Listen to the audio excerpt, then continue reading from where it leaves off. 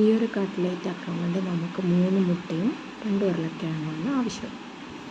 ഉള്ളി നല്ലോണം ഒന്ന് ഫ്രൈ ആവാം.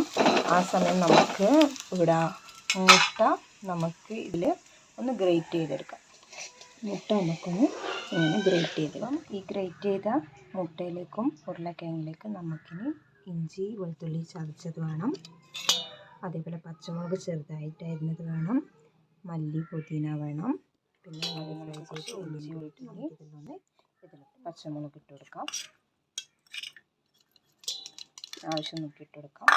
അത് കഴിഞ്ഞ് കുറച്ച് മല്ലി പുതിന ഇട്ട് കൊടുക്കാം. ഇനി ഇതിലേക്ക് കുറച്ച് മുളക് പൊടി ഉപ്പ് മഞ്ഞൾപ്പൊടി ഇട്ട് ഇനി നമുക്ക് ഇത് ഓരോന്നായിട്ട് ഒരു മുട്ടയിൽ മുക്കി ബ്രെഡ് ക്രംസിൽ മുക്കിയിട്ട് ഇവിടെ വെച്ചിട്ടുണ്ട്. ഇത് നമുക്ക് എണ്ണയിലിട്ട് പൊരിച്ച് കൊടുക്കാം.